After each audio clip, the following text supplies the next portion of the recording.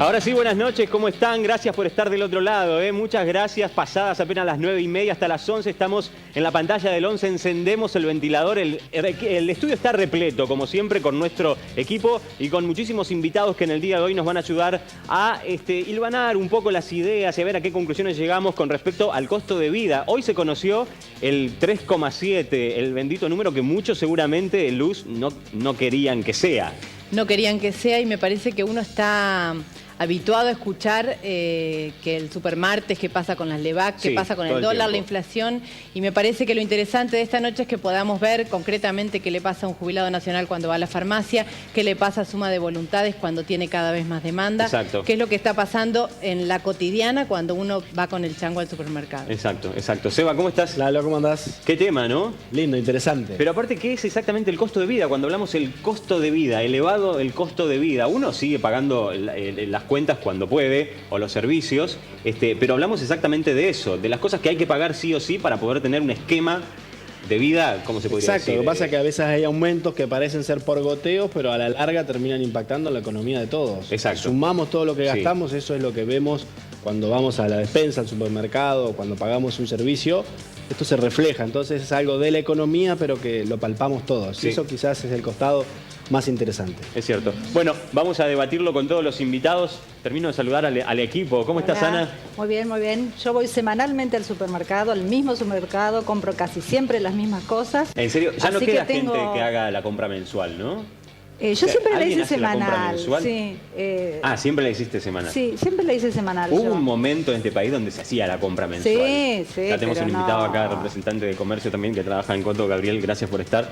Pero en un momento la compra mensual era posible hacerla. Sí, ahora ya no. No, pero la pagás con tarjeta. Yo la trato de hacer mensual. Yo por eso pregunto, a ver, el valiente que diga que quién hace la compra mensual. Yo cada 3 semanas o una vez por mes trato, pero no voy siempre al mismo. Voy comparando. Y este mes lo que me pasó es que no podía comparar al supermercado porque seguramente el que fui antes ya aumentó los precios también. Entonces, pagué lo que salía, sin mirar mucho. De todas maneras, un supermercado tiene un poco más barato una cosa, el otro de otro. Y bueno, y uno anda atrás con todas las ofertas, lo que te ofrece el 2x1, la tarjeta, todas las...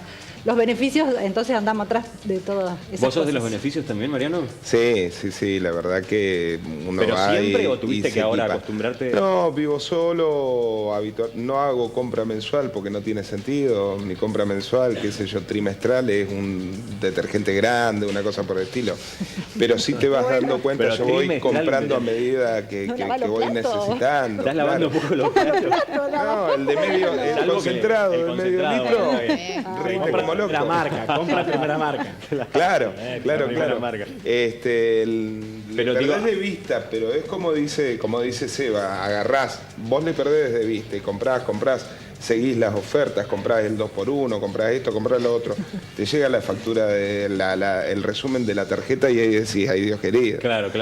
Y ya vamos a hablar también qué hay de cierto en las ofertas. Hay muchas ofertas, pero nunca terminás sabiendo si realmente lo que estás pagando es una oferta al final cuando la terminás de pagar. Antes de presentar al resto de los invitados, mirá el informe.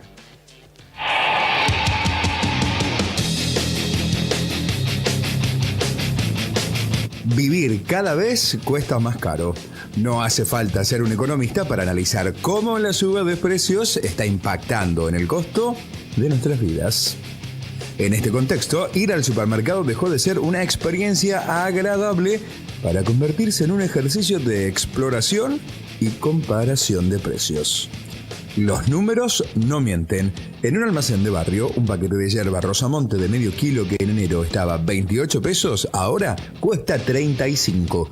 La leche que hasta hace unos meses se vendía a 18 pesos, hoy sale 25. Y el aceite pasó de 37 a 57 pesos. Mientras tanto, fruto de la caída del consumo que lleva ya varios meses, todos coinciden en afirmar que las ventas, ya sea en un supermercado o en los mercaditos de barrio, han acusado bajas importantes. En Entre Ríos, en junio, la suba de precios medida por el Observatorio Provincial marcó un 3% y haciendo la comparación interanual de junio del año pasado a junio de 2018, el aumento fue del 27,5%. Pero, ¿Cuánto necesitó el mes pasado una familia de 4 integrantes en Paraná para no caer en la pobreza? 14.000 pesos, de los cuales un importante porcentaje se lo lleva el transporte y los servicios públicos. Mientras tanto, el deterioro de los salarios no da tregua y la recuperación del poder adquisitivo sigue quedando varios puntos atrás. Hoy se dio a conocer la inflación de junio a nivel nacional, cuyo índice superó los presagios que se establecieron como meta a comienzos de año. Este número colabora fuertemente para que el índice anual supere ampliamente el porcentaje esperado desde el gobierno nacional.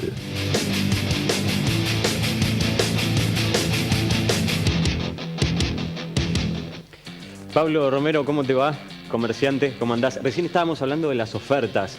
¿Es una posibilidad que solo tienen las grandes cadenas estar en oferta permanente y hacer, o los comerciantes medianos y pequeños comerciantes también lo pueden hacer? No, los medianos y pequeños comerciantes también tenemos nuestros recursos para ofrecer en algunos sectores, en algún sector, sobre todo en fresco, verdulería, carnicería, precios razonables.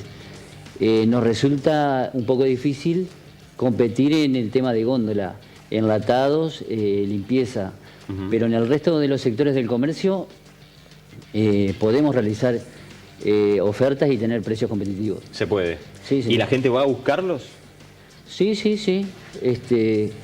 La gente, digamos, mis clientes no son solamente clientes de mi negocio.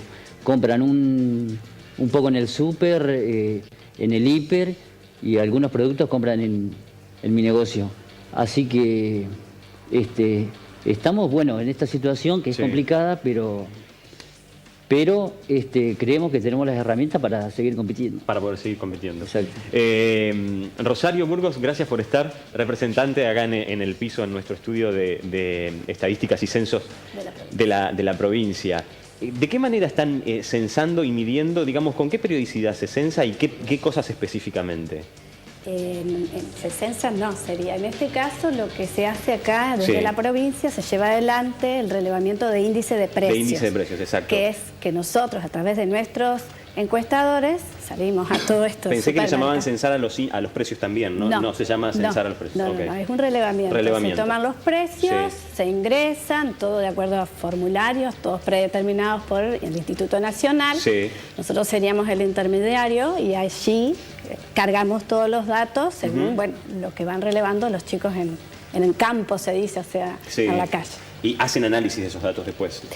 Sí, bueno, pero el que procesa y elabora es INDEC. Es INDEC. El Instituto Nacional. Nosotros después, bueno, lo mismo que se publicó hoy es lo que sale, digamos. Es lo que sale. Pero digo, ¿qué diferencias pueden encontrar? Estamos hablando de un primer semestre, ¿no es cierto?, en el que ya con el precio de junio, con el índice de junio de la inflación que se dio a conocer hoy, ya se pasó lo previsto, que era del 15% para el año. ¿Cómo ustedes lo pueden observar en esas estadísticas, en esos relevamientos? Nosotros provincialmente no hacemos una estadística, digamos, respecto de los precios. El que trabaja un poco en eso es el observatorio. Ahora la vamos a... nosotros es como que relevamos, tomamos los precios y se los pasamos a INDEC. En esta instancia, por lo menos. Perfecto. Ya vamos a hablar de la encuesta nueva de gastos. Ya vamos a hablar de eso. Ya que la nombraste a Laura, ¿cómo estás, Laura? ¿Cómo estás? Laura Bevilacqua, licenciada en Economía, docente de la UADER, integrás en la UADER el Instituto de Economía y Sociedad. El Instituto de Economía y Sociedad, exacto. Y ustedes asesoran al Observatorio de Precios. Hay un Observatorio de Precios en la provincia que viene relevando precios a través de toma de datos en la ciudad de Paraná hace muchos años, y nosotros empezamos a ayudarlos en la cuestión metodológica y también un poco en interpretar algunos resultados. Hoy por hoy, como decía Rosario, no tenemos un valor porque los valores no se construyen solamente por la suma de datos, sino que tiene que haber una canasta. Ellos están haciendo la encuesta que te va a hablar Rosario, te va a hacer una especificación de cómo se construye esa canasta, que es representativa. Y lo que te puedo decir también es que en economía nosotros estudiamos lo que es cómo simplificar la realidad, y este índice busca simplificar una realidad de los argentinos cuando en realidad sabemos que las realidades de cada uno, hoy Luz hablaba qué pasa con un jubilado que tiene que comprar remedios y quizás la proporción de remedios es mayor que la proporción de una persona más joven o una persona que tiene hijos en edad escolar. Entonces todas esas complejidades uno las tiene que ir entendiendo y saber que a nivel económico o a nivel nacional uno espera el índice, pero en realidad la inflación no es más, o las canastas no es más que uno conocer qué consume y cómo esos precios van aumentando a lo largo del tiempo. La canasta básica que nos representa y que es de la nación y que es la que hoy salió, que incluso hoy venía en el auto y escuchaba, hoy salió nos enteramos de la mala noticia de que la inflación fue 3,7%. Y hoy no nos enteramos de la mala noticia, todos yendo al supermercado y a los comercios ya sabíamos. Hoy salió el valor, digamos, el valor que procesó INDEC, entonces bueno. Pero eso es lo digamos, y en cuanto, vos sos licenciada en economía, ¿no? ¿En cuánto influye en la economía y en el movimiento económico de un país conocer un índice como esto? Porque tiene un impacto. Tiene un impacto conocer el índice porque uno tiene que tener un precio de referencia, en este caso todos los índices de referencia sirven para la toma de política pública. En el caso del índice que conocemos hoy es una alerta muy clara a la política económica que se está tomando y cómo esto se sigue agravando. Hoy hablaban de las LEVAX, todo está relacionado. La economía es una ciencia social, es sumamente compleja y desde una simple conferencia de prensa puede hacerte cambiar el precio del dólar. Ese precio del dólar impacta en un anuncio, ¿no? Un anuncio de lo... Pero es así, nada más en nuestro país, que es muy susceptible, porque viste que acá todo el mundo habla del dólar, todo el mundo habla de las LEVAC, todo el mundo, en otros países me parece que no pasa. Tengamos los dólares, ¿no? En realidad, yo siempre digo, Argentina es el país uno de los más complejos para ser ministro de Economía, o sea, ponerse debajo de esa camisa es muy difícil porque nosotros tenemos lo que se llama expectativas adaptativas en economía, que es que estamos muy adaptados a las crisis que sufrimos. No ha habido un país que haya sufrido tantas crisis, o no un país tan cíclicas. Ahora vamos a hablar de eso, porque es interesante, ¿no? Lo que nos pasa cíclicamente como país. Gabriel, ¿cómo estás? Gabriel Muñoz. Muy bien, gracias. Representante del Sindicato de Empleados de Comercio, además trabajador de Coto. Sí. Estábamos hablando justo de las pequeños y medianos comercios o almacenes en relación con las grandes cadenas, como Coto. ¿Hace cuántos trabajas ahí? 18 años. 18 años. 18 años desde que inauguró. Y bueno, en aquel tiempo nos atravesaba también una situación crítica social muy fuerte que desembocó en el 2001. Exacto. Y nosotros, en primera persona, los trabajadores de Coto, sufrimos esa consecuencia de una manera muy sensible, porque se acuerdan que con los bonos federales y demás, el salario se diezmaba, no había consumo, se resintió la fuente laboral, y hoy esos temores y esas experiencias anteriores que tenemos acumuladas los trabajadores de la sociedad la volvemos a sentir. Y la sentimos de esta manera que ustedes lo están describiendo, no con los números ni con los relatos, sino la realidad. Yo creo que cualquiera va al supermercado y puede notar por sí la merma que hay de posibilidades adquisitivas en las compras de los elementos vitales para la familia. Nosotros lo estamos viendo. Y más allá de las estrategias de mercadeo y la parte competitiva que diseñan las empresas para sobrellevar esto, está resentida la economía de la sociedad. Gabriel, vos, digamos, tenés experiencia desde el 2001 hasta acá, ¿no es cierto? Sí. La verdad que has pasado por una gran parte del comercio, de toda la historia. Tal cual. Sacando la crisis del 2001, porque por supuesto no hemos vuelto a pasar por suerte por algo así económicamente hablando. Claro. Pero digamos, esta recesión que estamos atravesando en estos primeros al menos 6 meses, ¿no? Hoy sabemos que este número es el peor mensual, estamos hablando, de los últimos 2 años. ¿Pudiste ver una recesión así en otro momento? No. ¿En qué lado en particular? Esto se ve, digamos, no solamente en el volumen de consumo, sino que se ve en la actitud del consumo. Si antes iba la familia al supermercado y cada quien se compraba lo que de su gusto quería, y hoy está restringida esa posibilidad y se ve en la góndola. Digamos, los sectores de no alimentos son los más evitados en la compra, porque hay prioridades de tipo alimenticio, de necesidad básica. Claro. Y digamos, el humor del comprador es otro. Digamos, está muy sensible al costo, a la comparación. Hoy acabo de ver un índice que es el CFT de costo de financiación, que es del 91,72. Es decir, esto sensible, inclusive hace un anuncio de lo que viene en cuanto al consumo de crédito. El CFT, pero vamos a aclararlo, es el costo financiero total. Exactamente. Esto varía según la calidad del comprador.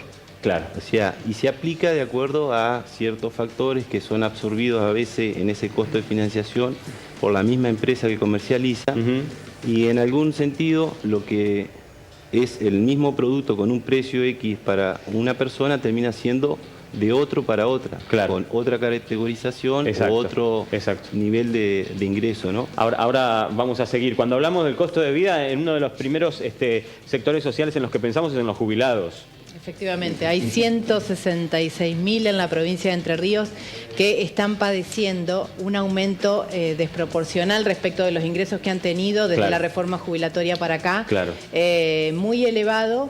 Y concretamente además están contando con prestaciones que se retasean por parte del PAMI desde enero del 2017 para quienes tienen, por ejemplo, una casa y un terreno, para quienes tienen un auto que tenga menos de 10 años, distintos criterios que han impedido el acceso a mucha población del 100% a la gratuidad de los medicamentos. Claro. Juan Carlos Navarro, gracias por estar acá. Es Levinés, perdón, representante de la CTA. De la CTA, exactamente, en la mesa nacional, ¿no? Sí, la CTA autónoma y toda la mesa coordinadora nacional de jubilados pensionados. De jubilados y pensionados. Estábamos hablando recién de ir al supermercado. ¿Cuál es la realidad? Lo de los remedios lo sabemos siempre, para los jubilados es un tema, pero ¿qué pasa con el supermercado y los jubilados? Realmente no sé qué hoy que pueden comer los jubilados, porque antes comían fideo, pan. Hoy hablar de fideo, pan es una mala palabra para el jubilado. Porque ya estamos hablando de que es un lujo. Lo que más subió un lujo es la harina, el 85% hoy le estamos dando. Imagínense, un jubilado, hoy en día casi el 76-77% de los jubilados nacionales está cobrando la mínima. ¿Sabe cuánto son? 8.000 pesos. La canasta básica del jubilado nacional ronda alrededor de los 20.000 pesos. O sea que no cubren ni el 50% de la canasta básica. Hace unos años el jubilado nacional estaba cobrando más de $500. Hoy lo cobramos el 50% de lo que cobraba 2 o 3 años. Y ahora con la movilidad, ese cambio de movilidad que realmente es inconstitucional, como decimos nosotros, que nos dieron en marzo el 5%, 5,7%, que tenía que haber sido el 14,5%. Ya una cámara dijo que es anticonstitucional. Es decir, que siempre se va quedando atrás. Bueno, todos los trabajadores, pero en el caso de los jubilados siempre es más preocupante. En el año 16 la inflación fue el 42% y los jubilados recuperamos el 31%. Ya perdimos el 10%. Todos los años los jubilados vienen perdiendo. Como soy con la alianza del 2001, que nos redujeron el 13%. Ahora no hace falta que nos reduzcan por decreto porque ya vienen reduciendo por el coste de vida. ¿Usted recuerda algún momento en donde los jubilados hayan estado por encima del costo de vida, holgados y que hayan podido... Y unos años que se ha venido recuperando. Pero ahora, desde hace 2 o 3 años atrás, vamos perdiendo realmente muchísimo sobre la canasta básica y lo que nosotros estamos peleando en el orden nacional para que se reponga nuevamente, recomponer el salario de los jubilados. Porque imagínense, un jubilado con 8.000 pesos y ahora con los tarifazos que vienen de la luz y gas, y un jubilado necesita indudablemente el gas y la luz para calefaccionarse. Sí, totalmente. Entonces no puede vivir así. Lo tenemos. Encima, en el caso de los jubilados, no solamente que le sacaron los remedios a quienes en ese momento tenían más de 8.500 pesos de sueldo, sino que encima hicieron una revisión del Vademecum y les dieron de baja 160 medicamentos puntuales. Y el jubilado por ahí no sabe si es o no es relevante. Y se lo saca el auditor, pero el médico se lo recetó, entonces... Por ahí, ¿qué, Leo? Lalo, incrementó la venta en farmacias de los yuyos, digamos, ver si tal te baja el colesterol, si tal yuyo, digamos, todo bien con la medicina alternativa, pero se incrementa en la medida en que se baja la posibilidad de consumir los remedios recetados. Enrique Susevich, representante de ANSES en la región regional Paraná, gracias por estar. Qué lucha, ¿no? La de los jubilados por esto. Recién tiraba un dato, Mariano, que tiene que ver con el Vademecum. ¿Esto fue así exactamente? Mira, yo de PAMI no te sé. Eso me corresponde a PAMI, que es la obra social de los jubilados, y la verdad, esas cosas no las manejo, no voy a decir algo que no lo conozco. No, pero digo en tu experiencia en relación, ¿no?, con los jubilados. ¿Es una de las quejas principales? No, al principio sí. Al principio fue una queja, pero la realidad indicaba que había, como en en todas las instituciones que prestan beneficios sociales, había abusos. Se dijo y se ha mostrado y se ha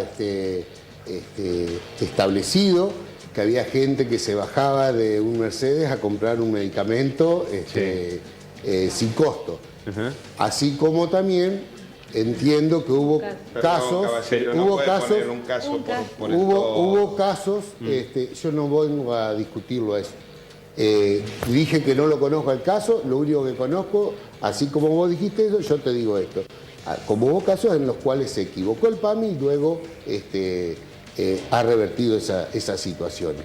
Por supuesto que decir que un semestre de recesión tampoco lo es un trimestre que llevamos de recesión.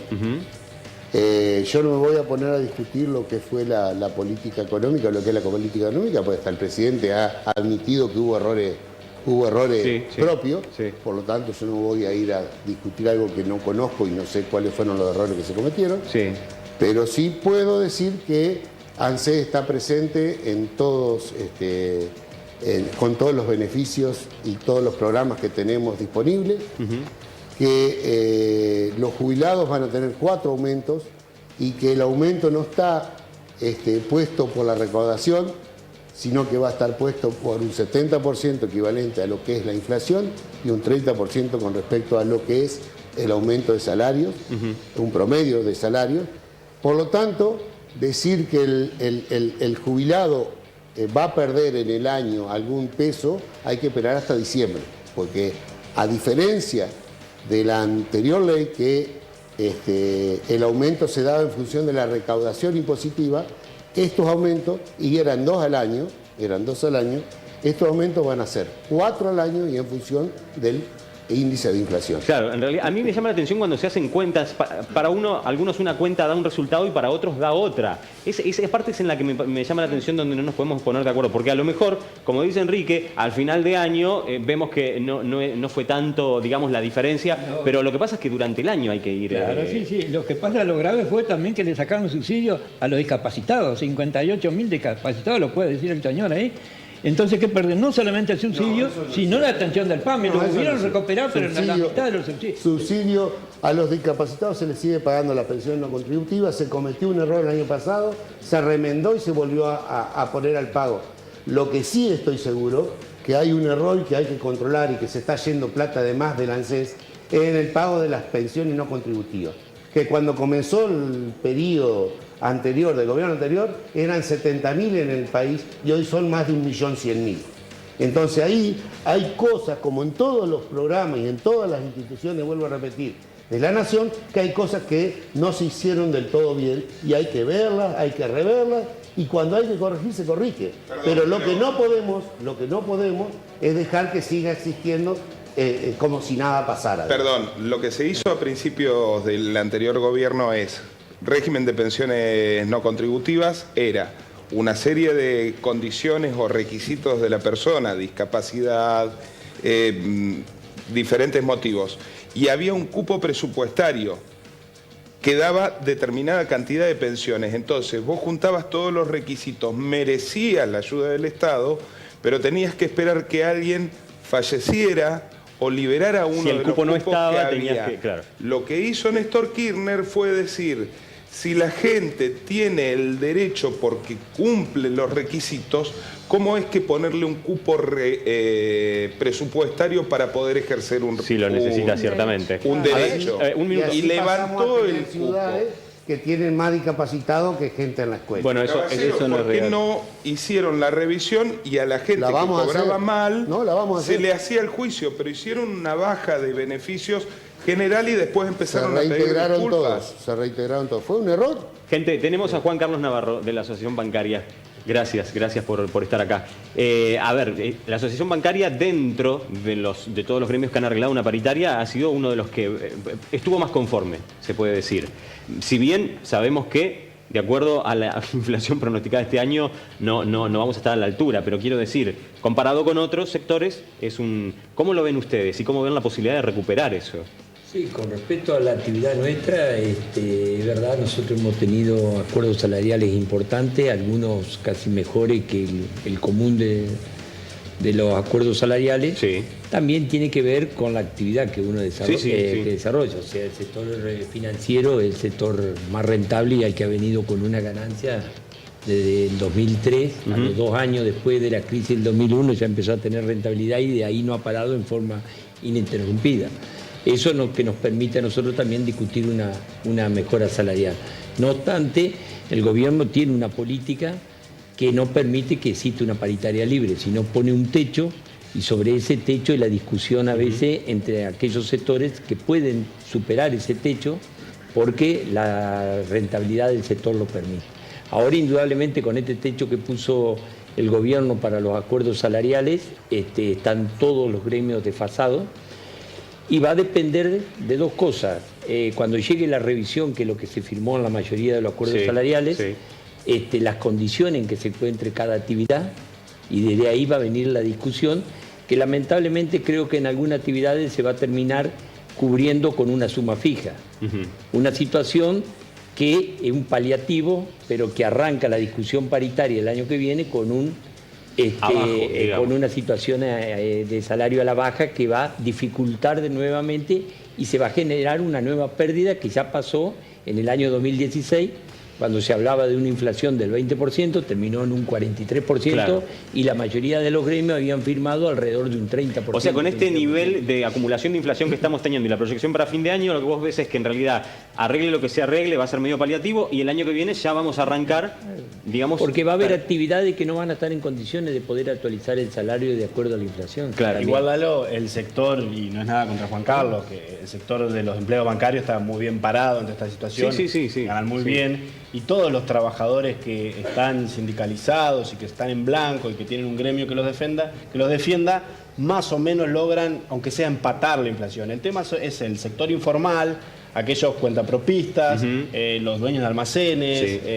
sobre todo los trabajadores informales que no tienen quien lo defienda y muchas veces no tienen ningún aumento salarial en todo el año y tienen que paliar esta situación de aumento de precios recurriendo a la creatividad, de la compra. El otro día hablaba con un pollero y me decía, es impresionante lo que estoy vendiendo de alita y carcasa.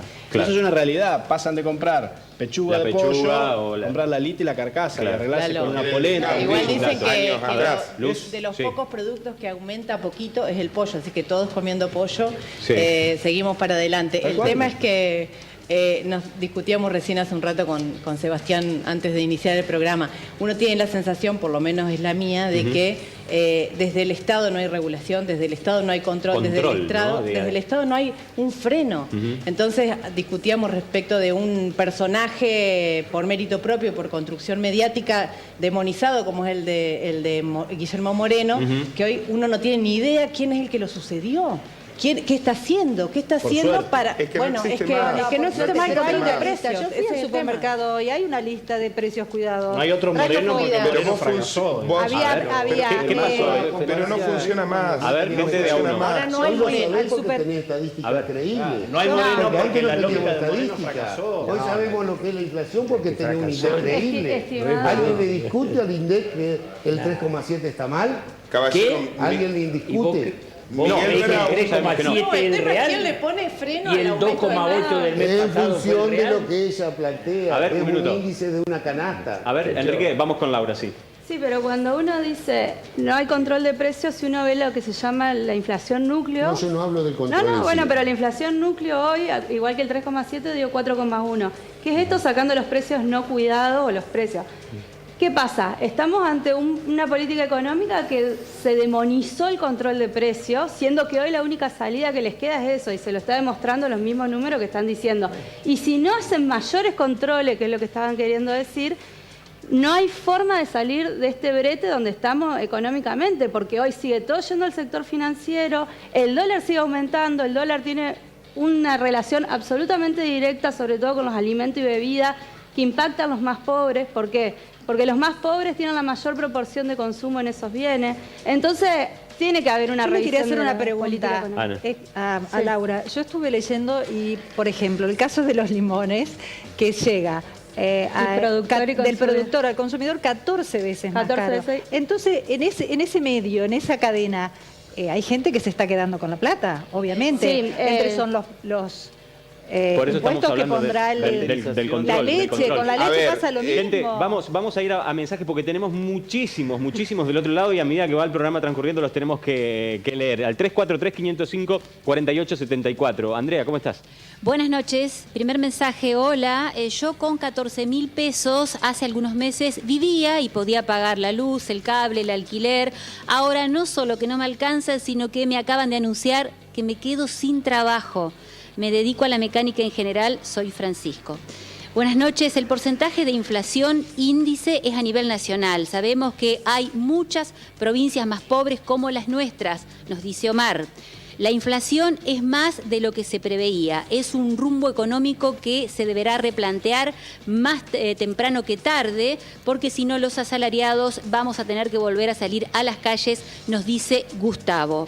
Hola, estamos todos curados de espanto con la inflación, con el corralito, con los congelamientos y ahora estamos pagando las consecuencias de todos los gobiernos a los que les faltó honradez para combatirlos porque estaban todos sucios, nos dice Karina. Hola, te cuento que yo ya no uso changuito, con una bolsa me alcanza y me sobra. Muy bueno el programa, nos dice Liliana. Gracias, Liliana. Ese es otro medidor, el de Seba era el de la alita y la pechuga, y ya no usar changuito. A lo mejor es otro medidor. ¿Sabés por qué? Permitimos, porque el gobierno no controla la economía ni los precios, porque el secretario de Comercio es Bram, el dueño de la Anónima. Y todo modelo neoliberal, ¿quién controla la economía? El mercado. Entonces, el mercado va a controlar para ellos, no para el gobierno, para el pueblo. Lo que dice Carlos es correcto. Hay una ideología liberal que dice, yo inclusive meses atrás lo escuché, una entrevista que le hicieron a Miguel Brown, secretario de Comercio de la Nación, que le preguntaban por el tema del control de la inflación y dijo, a mí no me pregunten, yo soy secretario de Comercio, tienen que hablar con Sturzenegger. Entonces, ¿qué era lo que estaba diciendo? Que lo único que variaba y afectaba a la inflación era la mayor o menor emisión monetaria, cuando desde los años 50 se sabe en Argentina, en las economías desequilibradas, que vos tenés grupos económicos concentrados que te manejan algunos precios. Entonces, en este tipo de economías como la Argentina, si vos no te pones a controlar a los tipos, por ejemplo, que en el tema de lácteos te manejan dos empresas 80% del mercado, aceite, dos empresas 70% del mercado, panificación, una empresa 80% del mercado, y no estoy hablando de una cuestión soviética, son las situaciones monopólicas, porque no idealicemos el control, porque Guillermo Moreno convivió con inflación de dos dígitos durante todo su mandato. Precios cuidados. Pero no hagamos un monumento de Guillermo Moreno, tengamos un poco de memoria. Nadie hace un monumento, que aparezca un fantasma que se encargue de controlar el dólar. Pero lo que pasa es que la última vez que... Con todo respeto, cortá con el fantasma, porque 2016 tuvimos 41%, el año pasado tuvimos 25%. La última vez que crecimos sin inflación. Y este año, si tenemos 32, vamos a estar aplaudiendo, y es libre mercado, y es 1.200.000 pesos de los últimos 5 años de gobierno de Cristina también, Mariano. La última vez que crecimos sin inflación estaba Roberto Labaña, no estaba Moreno manejando la economía. Crecíamos y había inflación de un dígito y lo echaron porque no quería alargar la plata al sistema político. Está bien, pero venido una caída del 25% del PBI en el 2002. Pero no podés decir que no salió de una crisis con criterio y con niveles de inflación manejables. No pasó eso con Moreno. Pero dame un... A ver, gente, es un tema. Lo de ahí voy, Laura, discúlpame. Rosario, porque quedó pendiente contar un poco en la encuesta en la que están trabajando, ¿no es cierto? La encuesta nacional de gastos de los hogares. Nacional de gastos, así se llama. Es la encuesta más ¿Qué refleja exactamente? Bueno, lo que va a tratar de reflejar es justamente, hablamos de la canasta básica en este caso. Lo que se busca es los hábitos de consumo de los hogares. Entonces, bueno, cada encuestador es una encuesta muy larga, bastante tediosa. Son 5 cuestionarios, se preguntan diferentes... ENGO se llama, ¿no? ENGO, Encuesta Nacional de Gastos de los Hogares. Pero es tanto de los gastos como de los ingresos. Exacto. Se capta todo. Y esto es lo que luego se usa como base, tanto en los índices de precio como en una renovación, una actualización de la canasta. Ok, eso, digamos, ¿a quién les puede tocar esa encuesta? A cualquiera. A cualquiera. Sí, es una ¿En qué muestra, etapa está en este momento? Se largó en noviembre del año pasado, dura un año, estamos casi a mitad, un poquito más ya. Abarca 21 localidades acá en la provincia, las más importantes o más pequeñas.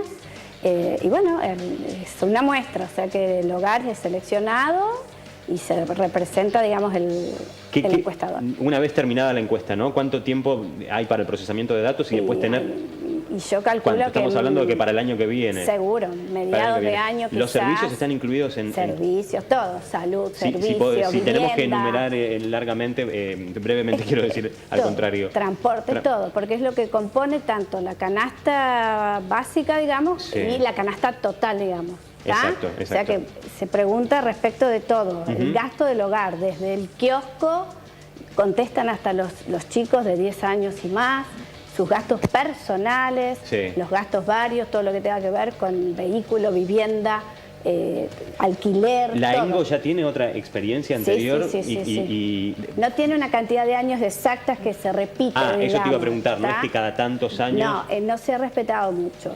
Hubo una 2012-2013, la anterior es 2004-2005, que es un poco la que el Instituto Nacional toma más como referencia en este caso, y supongo sobre la que va a comparar y ver cómo cambia la canasta, porque esos hábitos... Y los hábitos en la crisis los hemos cambiado todos. Y se cambia todo. Y la tecnología también, porque lo que sí, en este caso, como novedad, es que el Instituto Nacional de Estadísticas y Censo hace esta encuesta, una parte con tablet y otra parte sí con cuestionario papel.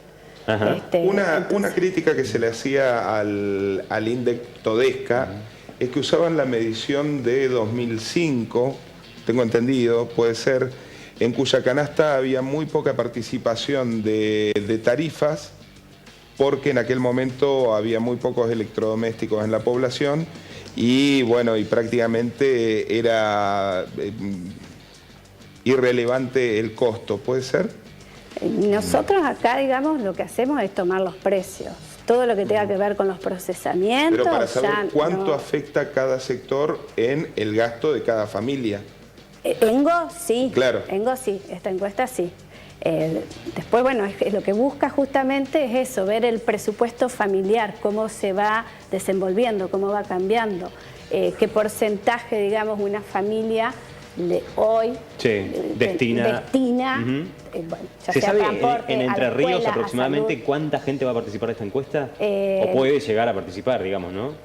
Y son todas las localidades de 2.000 habitantes y más. Para arriba. Bien. Así que estamos hablando estoy hablando de una muestra de 259 viviendas, si mal no recuerdo. ¿En toda la provincia? En toda la provincia. En toda la provincia. Pero es durante toda la... No, perdón, 259 áreas. En viviendas son mucho más. Y a nivel país son algo de 45.000. Claro.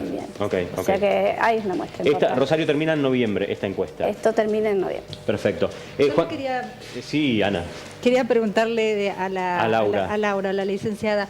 Esto de las crisis recurrentes y cíclicas que tenemos, yo tengo varias conocidas que viven afuera del país y hoy les estuve pidiendo que me pasaran datos. ¿Argentinas que se fueron?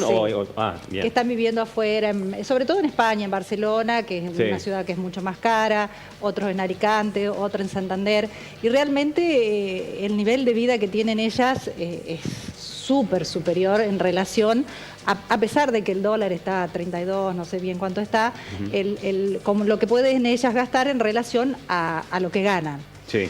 Entonces nosotras, en nuestro país siempre estamos, yo me río porque tengo otra amiga que vive en Londres y me dice, estamos en crisis. Nosotros vivimos en crisis.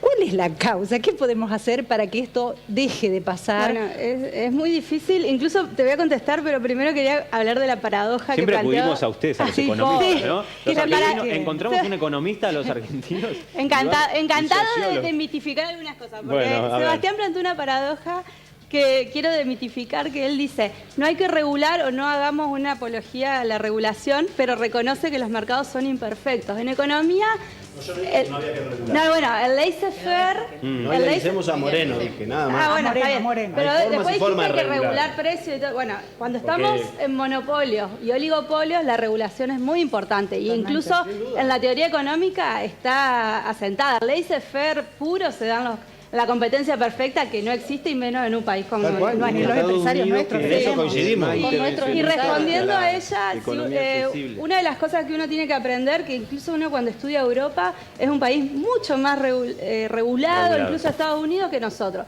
Nosotros queremos ser libres como país chico, en un contexto donde queremos y nos volvemos vulnerables ante las crisis. Hoy el mundo está en crisis, no somos Argentina solamente, pero las políticas que tenemos que hacer van en contra de la idiosincrasia argentina.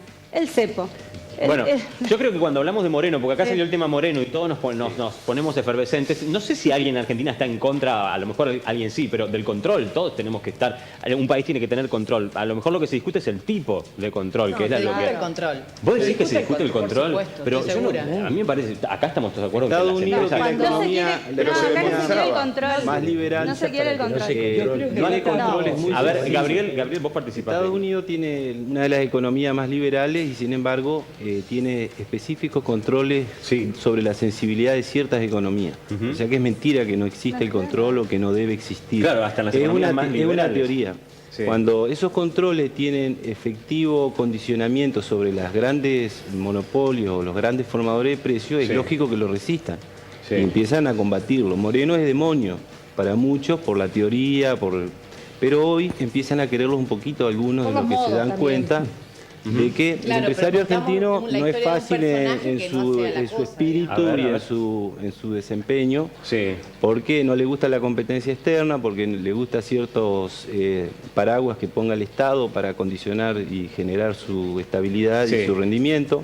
Pero digo, está claro que en un país con monopolios como la Argentina, los formadores de precios existen y son pocos, ¿no? Digo, yo creo que estamos tomando para otro lado. Yo creo que el problema no es Moreno o Moreno. El problema está el sistema económico que vamos a aplicar en cada país.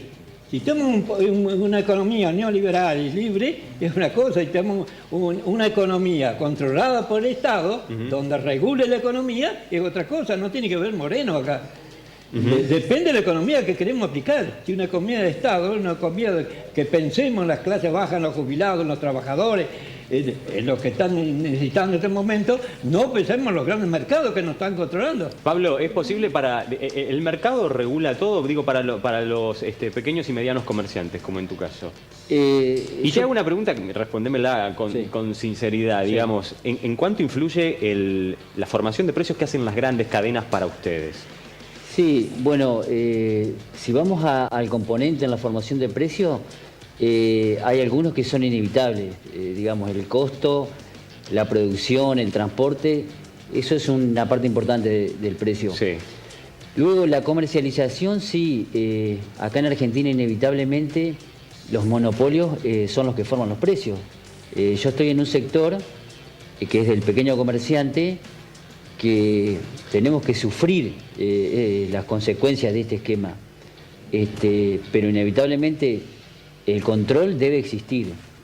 Acá se habló de este exfuncionario demonizándolo, algunos lo quieren que vuelva, no sé, pero el control tiene que existir, no a la manera de Moreno, pero habría que realizarlo de otra forma, de otra manera, pero inevitablemente el Estado tiene que estar presente. Hubo una etapa en 2014, Moreno ya hacía muchos años que estaba en Italia como embajador. 2014 se lanza el programa Precios Cuidados y en una segunda etapa ingresaron ustedes, los pequeños comerciantes. ¿Ustedes aprovecharon? ¿Les vino bien el programa? ¿Hubo gente apretándolos para que ingresaran? Contanos un poco la experiencia. Sí, bueno, el tema de los acuerdos de precios hay que ver cómo se aplican. Aplicarlos en un sistema de hipermercados resulta más fácil de realizarlo.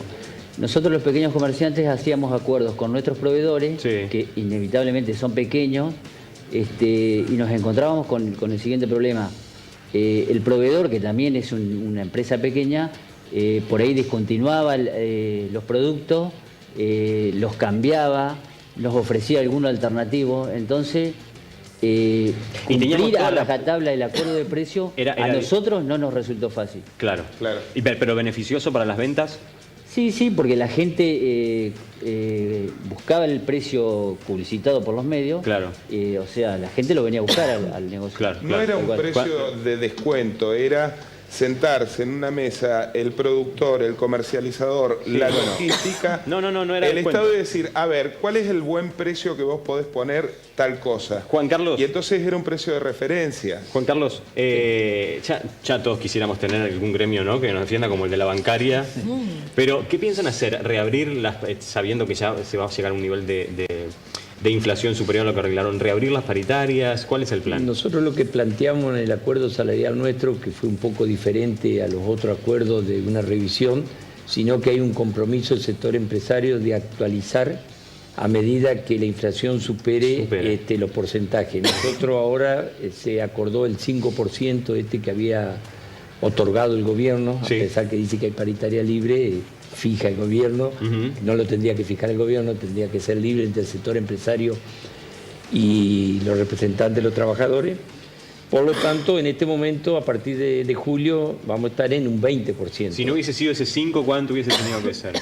Lo que se vaya actualizando a medida que ya supere la inflación. Ahora ya supera el 15%, por lo tanto, el mes que viene, el monto que establezca la inflación se tendría que actualizar. Ese es el acuerdo nuestro. Otro gremio acordaron una paritaria en 3 o 4 cuotas con una cláusula de revisión. Esa cláusula de revisión se supone que tiene que ser para actualizar, pero es lo que te decía anteriormente. Va a tener incidencia la situación de cada gremio y las posibilidades, porque la desocupación también juega un rol importante, lamentablemente, en la situación salarial. Totalmente, y tenemos rapidito mandar un informe porque justo Juan Carlos habla de la desocupación. Hay gente que incluso, nosotros estamos hablando, pero podemos seguir arreglándonos para seguir consumiendo, pero hay gente que queda fuera de la cadena de consumo. ¿Qué pasa con esa gente? Mirá este informe y a la vuelta debatimos con más invitados.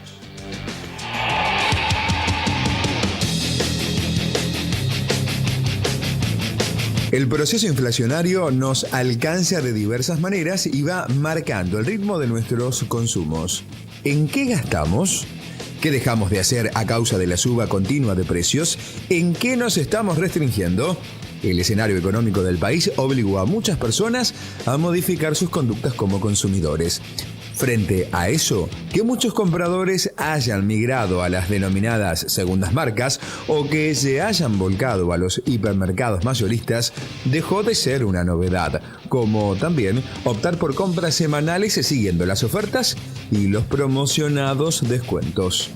En el medio y para capear el temporal, los gobiernos fueron echando mano a distintas estrategias para contener los aumentos. Hoy, en el país, está vigente el programa Precios Cuidados, que contempla un listado de más de 300 productos a un valor acordado con la nación, pero que, según se observó, no se trata de elementos cuyo valor puede influir demasiado en la inflación. Mientras tanto, los sectores más vulnerables aparecen como los más castigados. En época de crisis, las necesidades se acentúan. Y una de las consecuencias es la demanda cada vez más constante de asistencia alimentaria. De la mano de vecinos solidarios han surgido nuevos comedores comunitarios y los que ya existían incrementaron la cantidad de asistentes. Según datos del Ministerio de Desarrollo Social, en todo el territorio entrerriano, más de 55.000 personas comen en comedores comunitarios. La inflación, el aumento de los servicios públicos y la falta de trabajo son algunos de los factores que están en el detrás de escena y repercuten cada vez con más fuerza.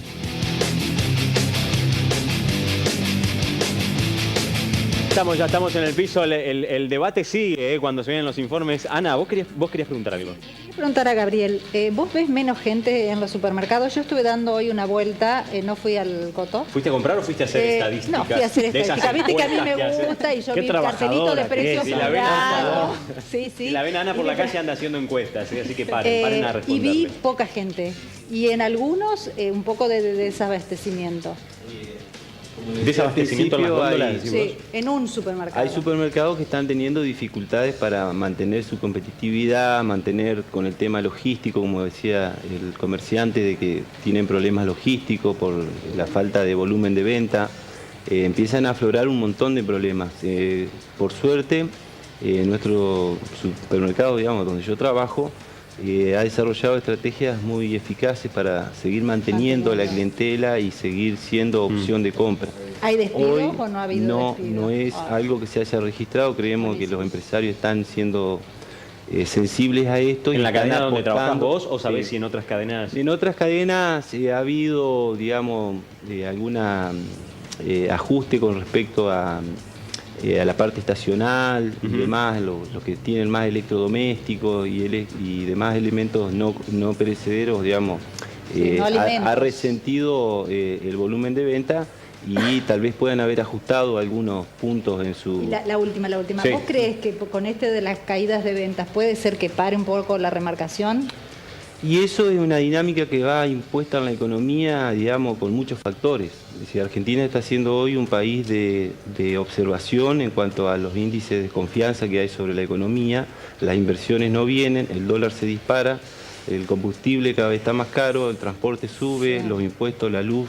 Y eso no es un aliciente para el empresario y mucho más para nosotros que somos más sensibles. Estamos en observación permanente, ¿no? Y hace mucho que está en caída del consumo. El comerciante sí.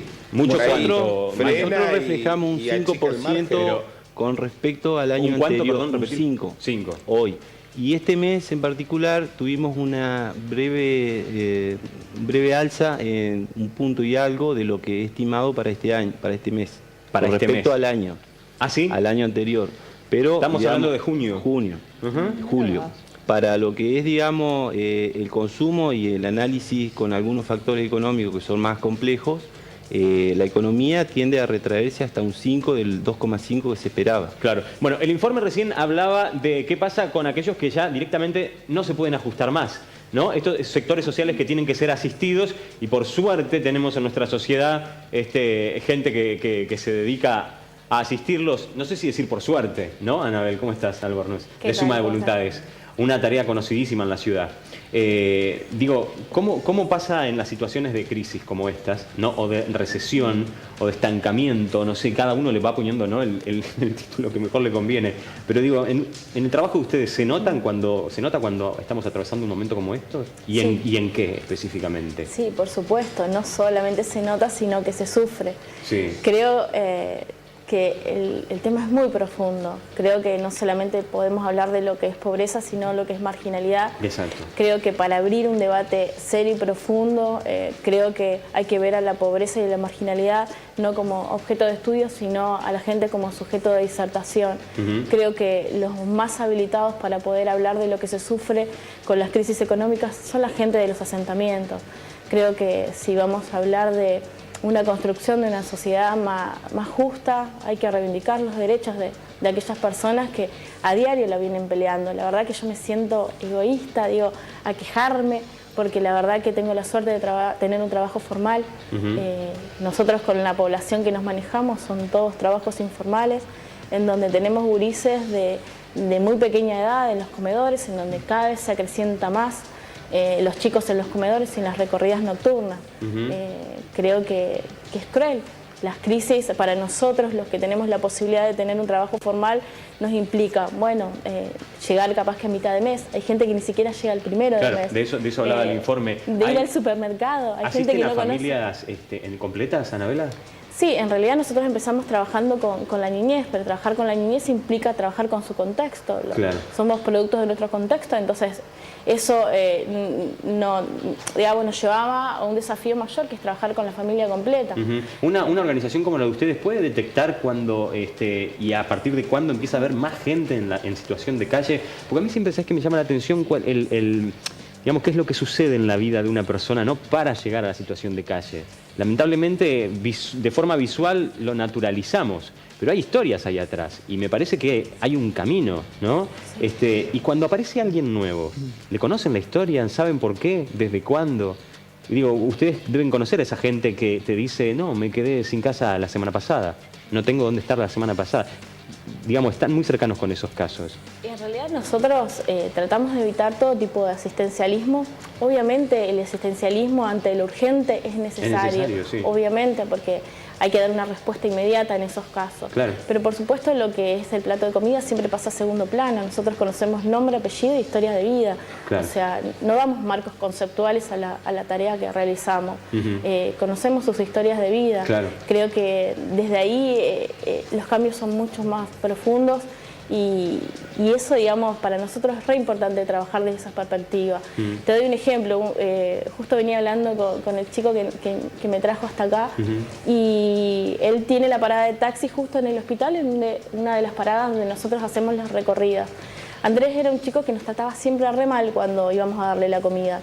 Un día lo vimos con medio cabizbajo y empezamos a hablar con él.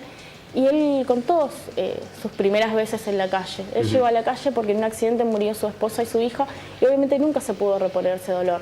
Para extraerse ese dolor él buscó el camino por la droga, el camino de la droga, de las adicciones. Sí. Por supuesto con esto no estoy justificando las adicciones. No, son historias. Simplemente digo que cada uno procesa de distinta manera el dolor. Exacto. Entonces, desde ese lugar, para nosotros la solidaridad es decir, acá estoy, independientemente de la mochila que lleve el otro. Claro. Estamos. Últimamente ustedes han visto que ha aumentado la necesidad de la gente que necesita comer. Por supuesto, y creo que eso lo vemos todos. O sea, todo el día a día lo ven. Sí, se acrecentó la gente en los comedores, el padre también puede dar fe de lo que yo digo. Se ve más gente buscando en las basuras, en los contenedores. Claro. En todos los barrios creo que vemos que hay gente en los contenedores que antes no veíamos. Sí, sí, es cierto. Hoy en la radio estuvo hablamos con la ministra de Desarrollo, Laura Estrata, el marido de Luz precisamente, y comentó que en el 2017, porque tienen los datos hasta el 2017, lo cierran por año, hubo 15.000 chicos más en los comedores y que hubo pedidos, no solo que se amplió la cantidad de gente en los comedores, sino que hubo escuelas que pidieron que se abrieran comedores Claro, espacios para poder asistirlos, ¿no? Claro. En las escuelas. Padre Javier Murante, gracias por venir. Bueno, Murador, gracias. Sí, Murador, perdón. Muchas gracias por estar. Siempre es muy importante en estos momentos la participación de la iglesia, ¿no? Digo, pero a veces va más allá de la iglesia y el espíritu de cada uno, porque no todos los curapárrocos, los padres tienen a veces el mismo espíritu. En tu caso, digamos exactamente cuáles son las tareas que puedes decir que haces y qué te pasa con estos momentos, ¿no? En donde hay que asistir evidentemente más. Todos estamos coincidiendo en que la asistencia, pero no para hablar de asistencialismo, pero la asistencia a esa gente en situación de calle es mayor. Sí. A mí me invitaron porque yo estoy colaborando hace varios años en Cáritas Diocesana. En Cáritas, sí. Para que se entienda, cada parroquia tiene un poco su tarea de Cáritas con la gente vecina y a la vez todas las parroquias de una zona que se llama Diócesis de Paraná tienen un equipo diocesano que lo coordina y a la vez hacemos de nexo con Cáritas Nacional. Entonces uno por ahí puede tener una cierta perspectiva más de lo global, de gente desde Feliciano hasta Diamante, Nogoyá hasta Villaguay y todo lo que es el departamento Paraná. Sí. La cosa está complicada, pero bueno, también yo tengo otra experiencia, yo tengo 10 años de sacerdote, siempre estuve en Paraná, empecé en la parroquia Guadalupe, que está en la zona de la Floresta, después estuve en la parroquia San Agustín, estuve trabajando 4 años en el Gaucho Rivero, estuve en Luján, en la zona de Rocamora, y ahora estoy en Juan Bautista, en la zona de los Cuarteles. Siempre me moví por acá y siempre puedo acompañar a un grupo que se llama Apostolado Madre Teresa, que todos los sábados va a esta parroquia Guadalupe, a la que inicié, al barrio de San Martín, a la zona del Volcadero y el barrio Humito. Van a jugar con los chicos y la excusa de una merienda. Y gracias a Dios he tenido el contacto de primera mano con mucha gente que no le está pasando bien. 10 años atrás, agosto del... Sí, 10 años atrás. Fuimos con un grupo de españoles que vino a visitar como unos misioneros. Fuimos a trabajar al Volcadero, a romper bolsas que bajaban del camión, antes de que tuviera la planta todavía. Trabajé con una señora que se llama Teresa, estuve compartiendo con ella, que primero se resistía. Y yo le empecé así a bromear, diciéndole, acá me discriminan, empecé a gritar. Y bueno, padre, espere. Estuvimos con ella. El jueves pasado fui de vuelta. Teresa sigue en el mismo lugar. 10 años después. 10 años después. La planta está, no sé si saben que está la planta de tratamiento de residuos, no sé si saben que hay camiones que ni pasan por la planta. Porque hay un montón de personas que siguen trabajando y metiendo al sistema del reciclado un montón de productos. ¿A qué voy? Que tengo también lo que decía Anabela, que me parece fantástico, la iniciativa nuestra de hablar de estos temas. No nos podemos olvidar de la persona, ¿no? Porque acá hay un montón de números, un montón de changuitos que no andan, pero atrás hay un montón de gente que tiene historias de vida, que la pelea, y tomo tu palabra, estamos acostumbrados a esa... Hemos naturalizado que somos todos unos sobrevivientes. Claro, claro. Esa palabra decía, estamos acostumbrados a las crisis, ¿no? Sí. Cáritas en la iglesia siempre está trabajando con los pobres y ha tenido programas distintos, porque cuando hay inundaciones hay programas de reconstrucción, hay programas de promoción, por ejemplo, con la construcción de viviendas, trabajos lindísimos con la gente que aprenden un oficio y terminan teniendo su hogar, así como está este mano a mano con gente que viene y pide leche para los chicos. Esto sigue estando.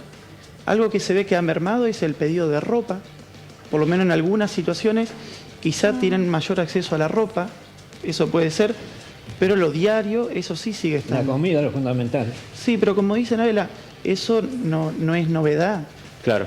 Bueno, vos recién estabas haciendo algo importante. Hablamos mucho de números, ¿no? Todo el tiempo estamos con estadísticas y números y por ahí nos olvidamos de las... Por ahí no, en general, nos olvidamos de las historias de las personas. Enrique, ¿de qué manera ANSES está asistiendo a las necesidades más urgentes? ¿Cuáles son los programas y los planes con los que cuentan? ¿Y qué es importante que sepan los jubilados? Nosotros tenemos varios programas. Sí. En ellos está la asignación familiar, que algo que hizo este gobierno fue equipararlo a lo que es la asignación universal, y con eso se logró que aquellas personas que pasaban de negro a blanco permitieran pasar a blanco, porque la diferencia entre cobrar una asignación universal y cobrar una asignación familiar no existe más. Por lo tanto, eso ayudó a que mucha gente pasara a cobrar asignación familiar. Lo otro que hicimos es el pago de asignaciones familiares a monotributistas. Hoy hay 500.000 chicos que están cobrando asignaciones familiares sus padres, que son monotributistas y que antes no la cobraban. Tenemos también, o se creó, lo que es la pensión universal para adulto mayor, que es la que permite que cualquier adulto que tenga 65 años o más tenga una jubilación universal, además que tenga el servicio de PAMI. Esto equivale a un 80% de la mínima, de la jubilación mínima, y tiene la posibilidad de cobrarlo hasta el momento del fallecimiento. Después tenemos lo que son las PNC. Además, el año pasado y este año seguimos con los créditos ANSES, que eran los créditos Argenta, que son los 60-60, que el 60% de la gente que sacó ese crédito lo sacó para ampliar su casa, para hacer una mejora de un techo, para hacer una mejora de una cocina. Después también tenemos dentro de esos créditos los créditos que se le dio a las personas que cobran las asignaciones universales. Tenemos también los subsidios por desempleo, que están funcionando y siguen funcionando. Y tenemos también ¿por cuánto tiempo los subsidios de contención familiar. ¿De contención familiar? ¿De qué trata exactamente ese subsidio? El subsidio de contención familiar es algo que se presta, se hace una prestación a aquella persona que es jubilada y que pierde, o un familiar de un jubilado, mejor dicho, que pierde el jubilado, entonces el ANSES le paga una ayuda de 6.000 pesos. Lalo, sí, Seba. Sin duda que todo lo que enumera Susevich no alcanza a esta realidad social, lo estamos viendo, no es necesario ahondar mucho en eso, pero puntualmente lo que tiene que ver con los fondos del ANSES y créditos a sectores populares, a beneficiarios de asignaciones universales y demás, es una política importante en cuanto el sistema privado, el sistema financiero de las financieras que vemos nosotros en el centro, a veces cobran tasas del 100%, y es donde va mucha gente que tiene la emergencia o paga el mínimo de la tarjeta de crédito, lo que hoy hablamos del costo total financiero. Cuando uno paga el mínimo de la tarjeta de crédito y después le terminan cobrando un 90% más, tasas usureras, que muchas veces cuando uno ve, dice, esto genera más pobreza. La mayoría de los que accedieron a los créditos no tenían acceso a entidades bancarias. Y por supuesto lo único que tenían era la financiera, que por supuesto ante una tasa de la financiera con la tasa que le cobramos nosotros, que hoy es del 28%, es mucho más factible. Sin duda que eso es importante, pero si vemos la película completa y vemos todo lo que puede hacer el gobierno nacional al respecto, obvio que no alcanza, es un parche, ¿no? Así todo el gasto de este gobierno, se dice, en asistencia social es mayor. El 55% del presupuesto nacional está destinado a asistencia social. Yo no sé, nunca, cuando escucho esa frase, nunca lo tomo como una buena noticia, porque digo, ojalá un día, eso es un número que no es necesario y bueno, por lo menos lo hacen. Aclaremos un poquito. Primero, que es un porcentaje histórico. Segundo, 55% asistencia social. ¿A qué te refieres con histórico? Histórico porque es parte constitutiva del Estado Nacional, cómo funciona el Estado Nacional. Sí. Es parte de la herencia, quiere decir. Permiso, ¿puedo terminar un segundito? No, pero a favor tuyo te voy a decir, es parte de lo heredado también. No, pero es parte de la identidad es el presupuesto nacional más grande que ha habido en la historia del país. Perdón, dentro de ese 55%, ¿cuánto corresponde a las jubilaciones? Ahí está incluido jubilaciones, asignaciones. ¿Cuánto es ese 55%? No sé. 78%. 78% de ese 55% son jubilaciones. ¿Es plata que le regala el Estado? ¿Cómo va a regalar el Estado que el único mango que tiene es en virtud de la recaudación que hace sobre su pueblo?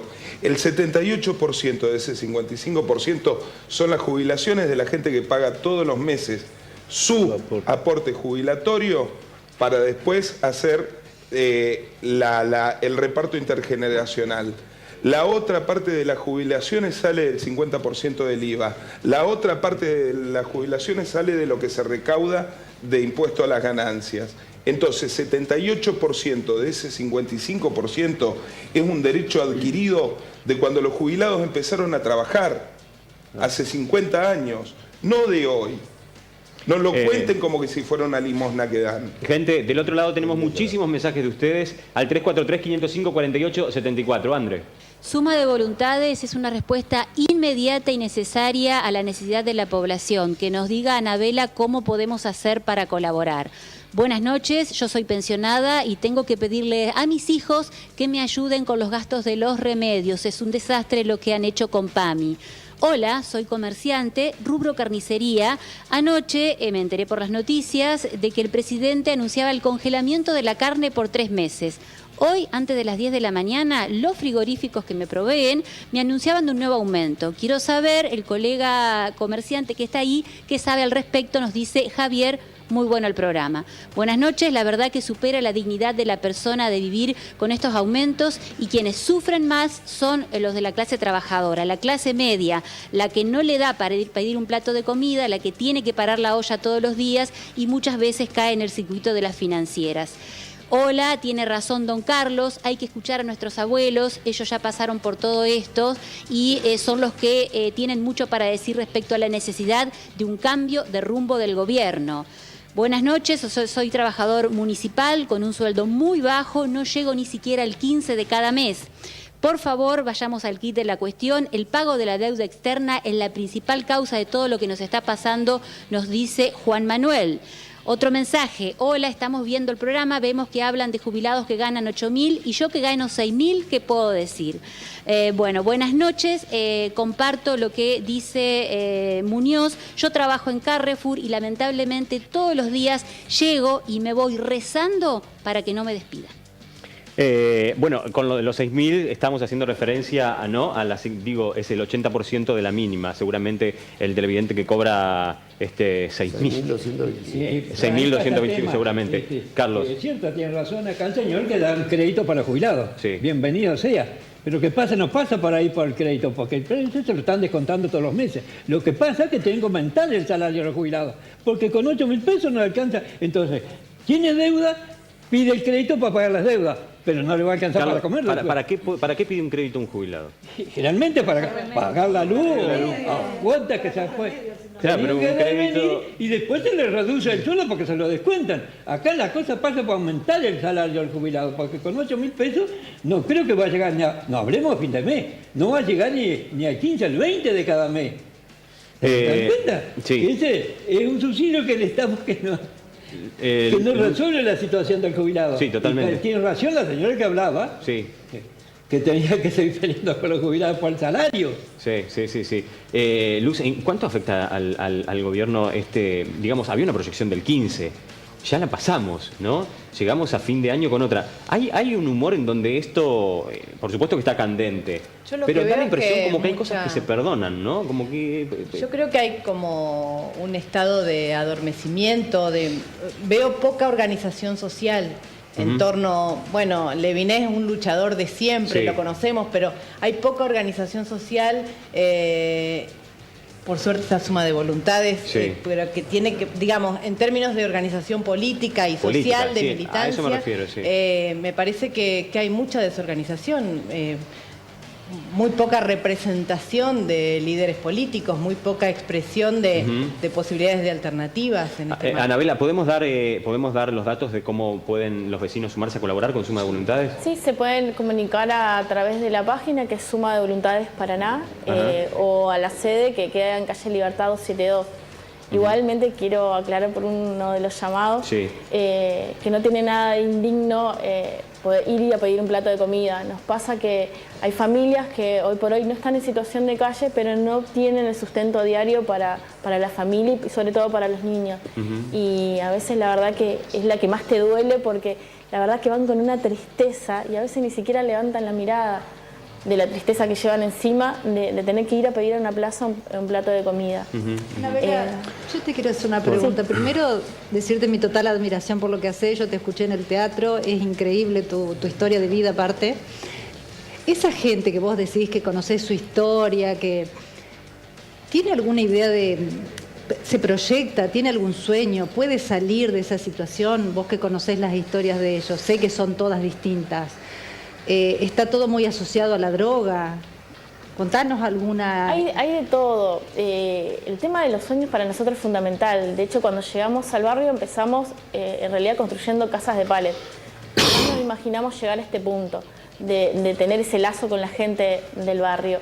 Y lo que más nos costó y lo que más, digamos, nos chocó fue que los nenes no se animaban a soñar, no sabían soñar. Y aprendimos con el tiempo que se puede enseñar a soñar. Hay nenes que, quiero dar nombre y apellido, Jesús Goró, por ejemplo, es un nene que usted padre lo conoce bien, no había forma de bajarlo de un caballo, no había forma, te tenías que correr porque te llevaba puesto. Jesús hoy está terminando la secundaria, el año pasado se ganó una beca y está estudiando peluquería.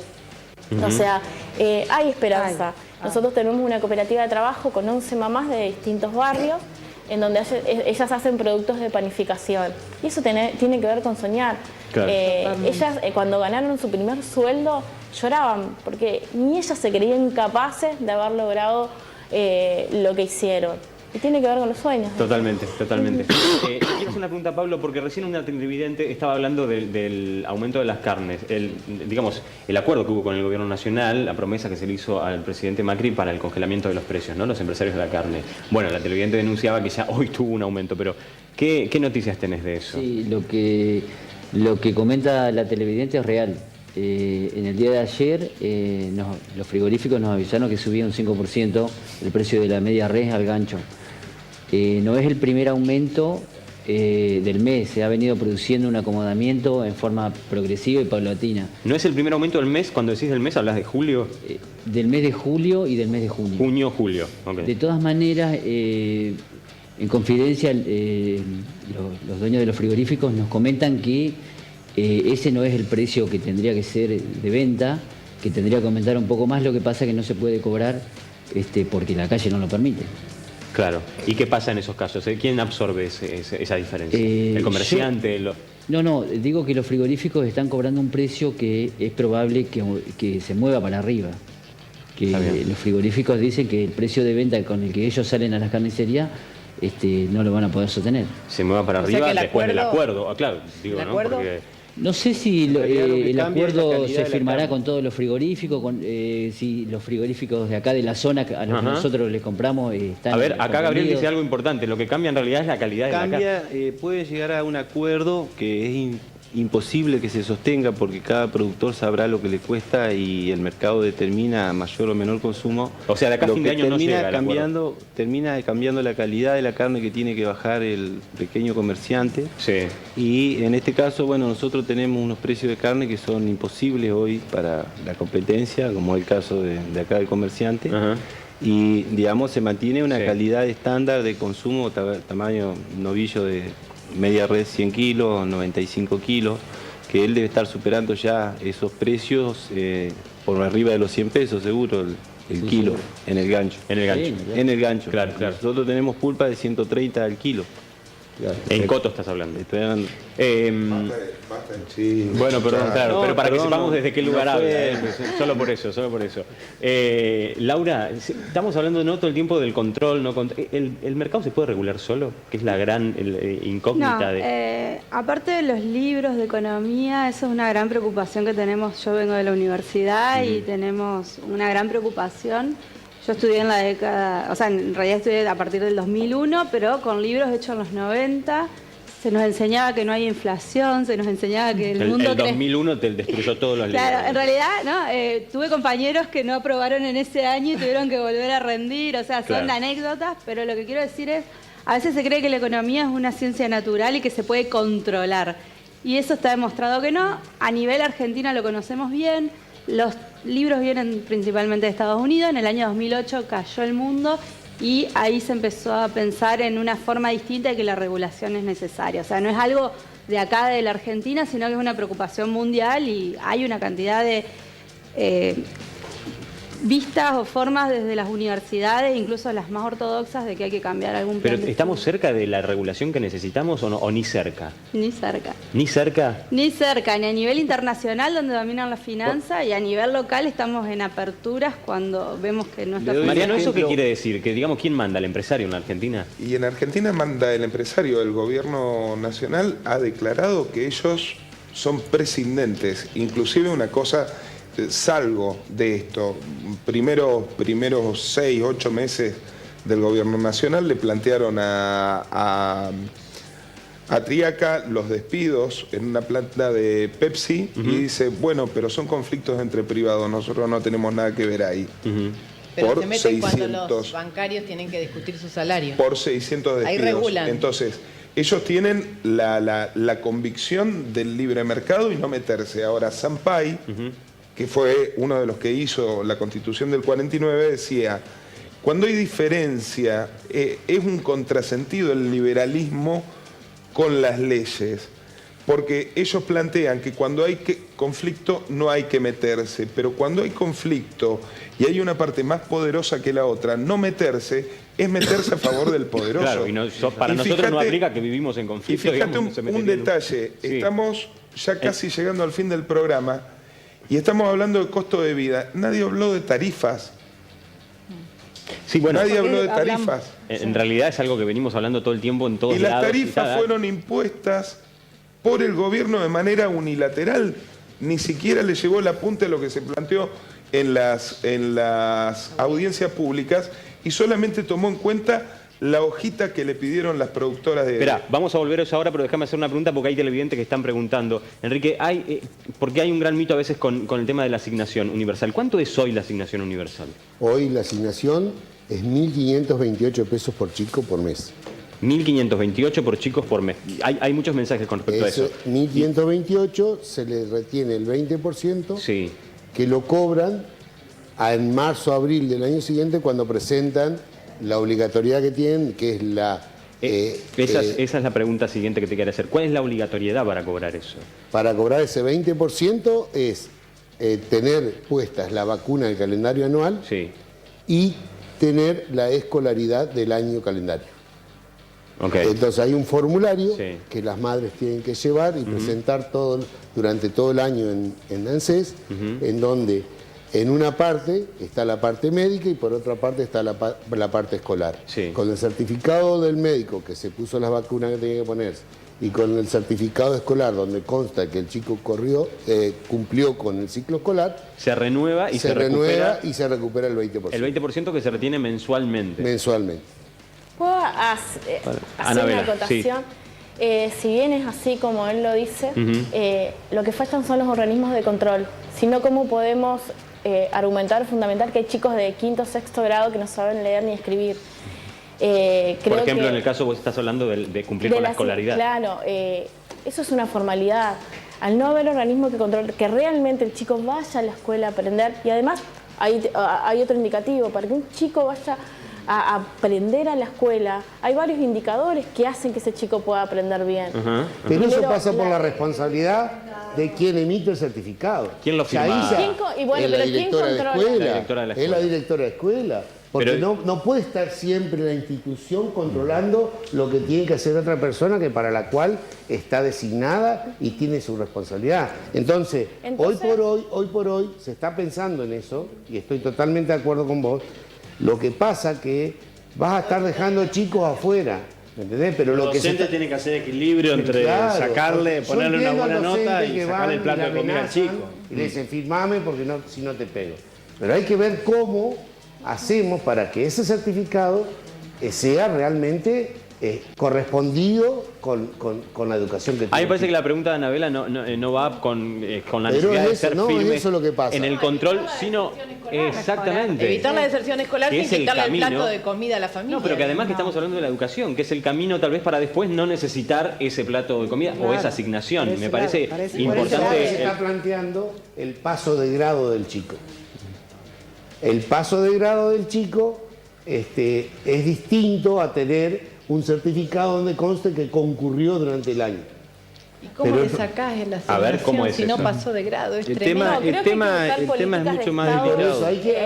Se lo está estudiando el tema ese. Y ahora pasó, me parece perfecto, que haya pasado del ANSES a un lugar que tendría que haber estado siempre y que nunca tendría que haber, que es el Ministerio de Educación. Es el Ministerio de Educación el que da la pauta, el que da, digamos, el que otorga o no la beca a esa persona. Claro, a ver, Gabriel. Que digo que es un tema muy sensible, que estamos hablando todos los elementos que nos llevaron a la reflexión del día de hoy, como el costo de vida.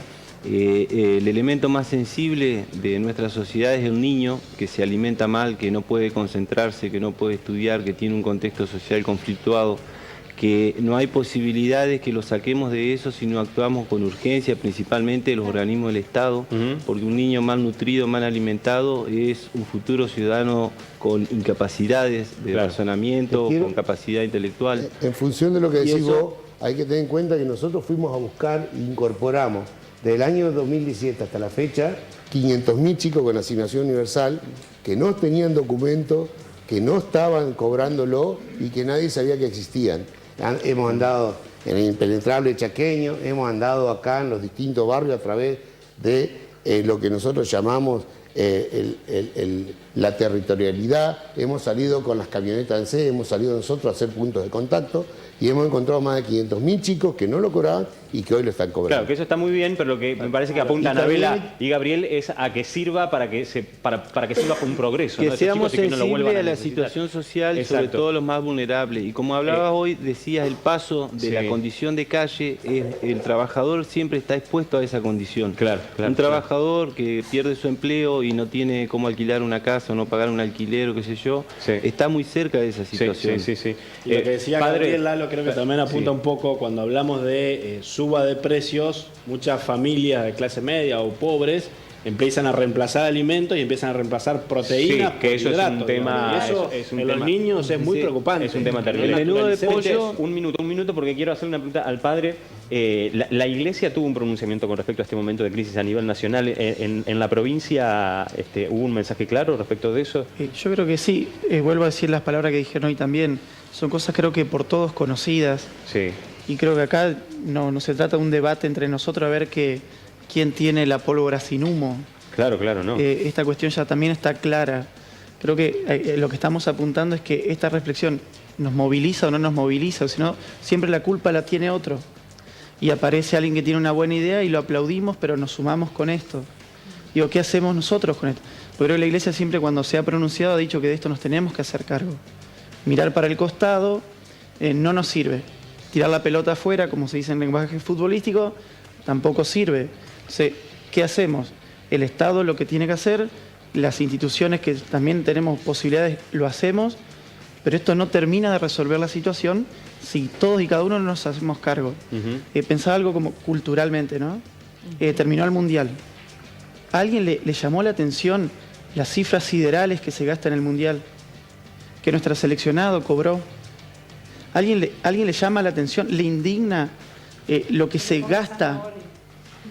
No digo nadie en particular, pero digo, ¿cómo ese tenemos nosotros desfasajes como mentales? Como sociedad estás hablando, ¿no? Digo, estamos hablando de que el jubilado no le alcanza, de que una asignación tiene 1.500 pesos, le retienen el 20 hasta marzo del año que viene, la escolaridad que por lo menos le firmen que asistió para que no le saquen el plato de comida, la cantidad de chicos que encontraron, y está re bien. Yo, ¿cómo somos? Lo digo por mí. ¿Cómo a veces pasan tantas cosas desapercibidas, cosas que ya no nos llaman la atención, esta desigualdad tan grande? Y hasta la aplaudimos, porque nos parece, bueno, por lo menos ya no nos llama la atención. Ámbitos artísticos, ámbitos deportivos, que llevan cifras siderales. Después no tenemos plata para, no sé si vieron hoy, los daños que se hicieron en escuelas, que se rompieron baños, se robaron un comedor en otro barrio. Eso es algo que no entiendo del vandalismo, ¿no? Y el robar una escuela es una cosa que nunca me lo explico. Digamos, ¿cuál es el...? Bueno, también creo que, Anabela, en esto muchas veces son situaciones a las que se llega, porque hay una salida fácil también. Cuando uno, ojalá tengan oportunidad de conocer gente que la está peleando en serio, muchas veces hay salidas fáciles. Cuando hay, por eso vincula con la cuestión de la droga. Si yo tengo que ir a trabajar a un lugar que a fin de mes posiblemente me paguen 3, 4 mil pesos en la informalidad, y también me captaron porque yo también consumí un tiempo y puedo vender, hay una plata fácil. Por eso también la cuestión del narcotráfico es, y sé que diciendo estas cosas son muy crudas, porque también podemos quedar en la superficialidad o en un libro, pero hay gente que está viviendo en esto y hay plata fácil. O esto del cirujeo, es plata del día. Hay gente que culturalmente no tiene la capacidad de organizarse hasta mitad de mes. Organizarse en cooperativas por ahí no les resulta fácil. Anabel, en esto creo que vamos a estar de acuerdo. Hay gente que fue entusiasmada con la idea de una cooperativa hasta que lo pudo entender y realmente se ve este trabajo colaborativo, y personas que se han quedado al margen y lo miran como de reojo, queriendo entender esta dinámica de que yo lo que hoy saqué lo vendí y lo tengo para el diario. Claro. Y en cambio, ¿cómo me organizo yo a largo plazo? Hay cosas que son de un intrincado sistema cultural. Que estamos hablando de formar a alguien, de la educación, me parece. Darle a conocer un camino que realmente no conoce. Pero digo que hay pobrezas culturales que nos afectan a todos. No simplemente al sector pobre, económicamente hablando, porque hoy tranquilamente estamos todos acá en un ambiente hasta calentito, y seguramente esta noche tenemos donde dormir, y seguro que muchos de nosotros tenemos 1, 2 o 3 camperas que no usamos. Y tengo comida que quizá hasta así por las dudas. Y pasa alguien y para mí es transparente, yo ya no lo veo. Claro. El que está pidiendo, el que está en situación de calle, y ya decimos, la gente en situación de calle. Y es mi gente, la miramos como que no es mía. Y bueno, pero ese tipo de cosas también tiene mucho que ver con las políticas. Lo vuelvo a citar 2 veces en el día. Cuando inicia Néstor Kirchner en el 2003 con un 25% de desocupación, le plantean esa cuestión y dice, mire, la indigencia se resuelve con políticas económicas, no con políticas sociales. Entonces, generando empleo, siempre va a haber sectores que va a costar muchísimo integrar, sobre todo en países con la historia del nuestro. Sobre todo con dinámicas dependientes, por ejemplo, del agro, que te expulsa gente. Me parece que también, Mariano, que a lo que se refería también el padre tiene que ver con la tarea específica de ellos, que tiene que ver con la ayuda. Pero es cierto, no nos viene mal pensar un poco en eso y cambiar la cabeza, además de reclamar a los funcionarios y a los políticos, que tenemos que reclamar, que eso también lo veo necesario en mi caso. Lo que pasa es que por ahí me da pena es que caiga como, ¿no? Que se convierta como en un deporte, que cae todo en saco roto. Que estamos en una cultura en la que no nos conmueve nada. No sé si fue un mensaje o lo dijo el padre, este concepto de sobreviviente.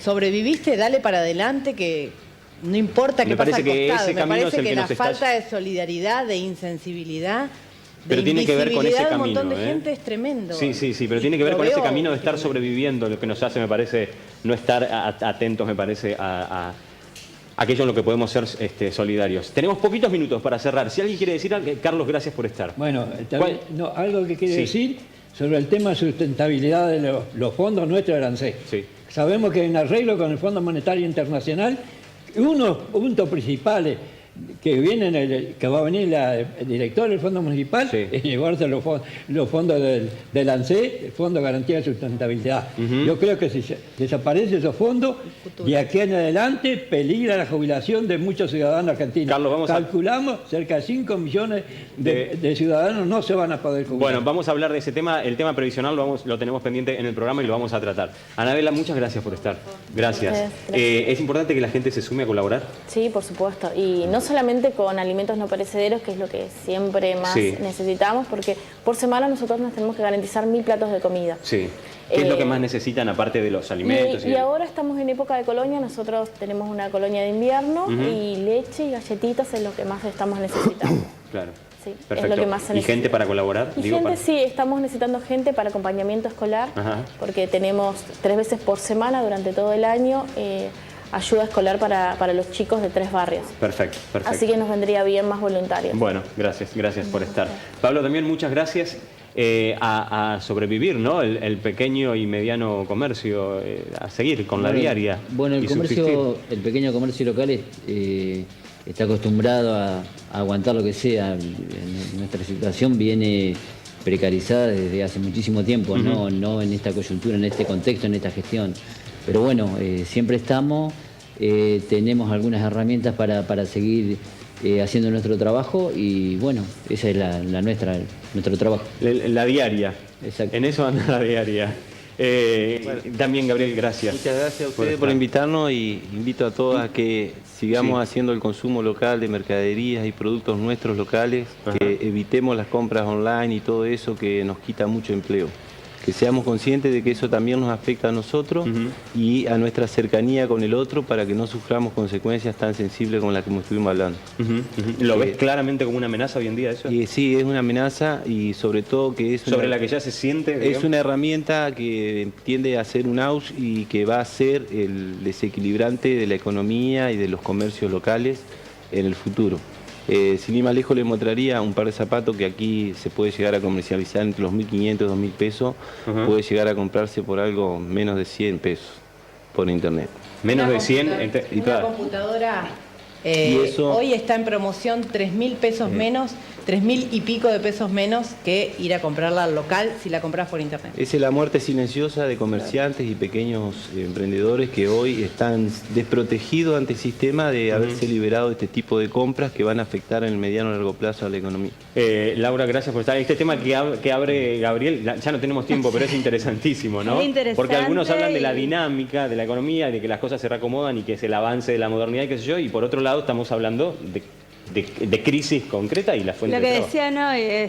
Y también empezamos con eso. Hablamos de índices y hay personas. Entonces, tratar de ver la economía como una ciencia social. Exacto. Nosotros desde WADER queremos transmitir eso. Tenemos proyectos de extensión, tenemos observatorio y les invitamos a todos porque nuestra idea es enseñar no solo los libros que ya vienen con estas recetas armadas, sino tratar de mostrar que hay personas atrás de cada decisión. Así que... Enrique, muchas gracias por estar también. No, te saco 2 minutos más. Sí, adelante, sí. Primero, para decir que este gobierno fue el que puso en marcha lo que fue la reparación histórica. Que eso permitió que hoy más de 1.200.000 jubilados estén cobrando su jubilación actualizada y que más de 500.000 jubilados hayan salido de la mínima. También fue este gobierno el que aprobó el 82% móvil para aquellos jubilados que cobraban la mínima y que aportaron durante los 30 años sin la actualización. Y lo otro que quería dejar como mensaje es que hay gente que se está aprovechando de justamente las actualizaciones de reparación histórica y está llamando a los jubilados diciéndole que tiene un importe depositado en el banco y que tiene que ir a corroborarlo. Que supuestamente se identifican como empleados de ANSES. Es una estafa que están haciendo los jubilados.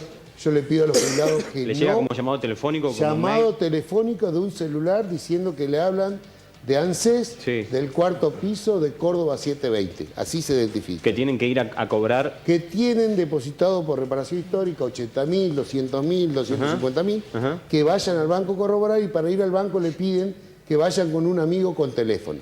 Le sacan la clave, le sacan el CBU y le sacan la plata. Bueno, les pido por favor a los jubilados que no hagan caso. La ANSES jamás lo va a llamar por teléfono para decirle que tiene 200.000 En todo caso, ¿de qué manera lo hace ANSES? Que llamen al 130 para corroborar lo que le están lo que le están diciendo. Al 130. O que vayan a cualquiera de las oficinas de ANSES. Muchas gracias también Juan Carlos Navarro y a Rosario Burgos. Muchas gracias porque estuvieron acá también. Muy valiosa la palabra de ellos y la de ustedes que estuvieron del otro lado con nuestro WhatsApp mandando un montón de mensajes. La verdad es que no podemos leer todos, pero es muy valioso que estén de ese lado. Gracias también a May Sandy en Urquiza 1066 por el look del día de hoy. Gracias a todos y Ana, vos querías decir algo recién. Yo quería que no terminemos como una sensación tan negativa o pesimista, y quería leerles una frase de Albert Einstein. A ver. No pretendamos que las cosas cambien si siempre hacemos los mismos. La crisis es la mejor bendición que puede sucederle a personas y a países, porque las crisis traen progresos. La creatividad nace de la angustia. Es en las crisis que nace la inventiva, los descubrimientos y las grandes estrategias. Bueno, la crisis trae progreso, tema para otro programa, pero se entiende. Pero es una buena pregunta, ¿Resistimos a las crisis? Emprendimiento. Sí, es cierto, es una buena pregunta. ¿Nos resistimos? ¿Hasta dónde avanzar? Tiene incluso mucho que ver con lo que decía Gabriel, por ejemplo, también de las fuentes de trabajo con las ventas online. Hay mucho para debatir. Gracias a todos por estar del otro lado y nos vemos el jueves a las 9:30 en la pantalla del 11. Gracias.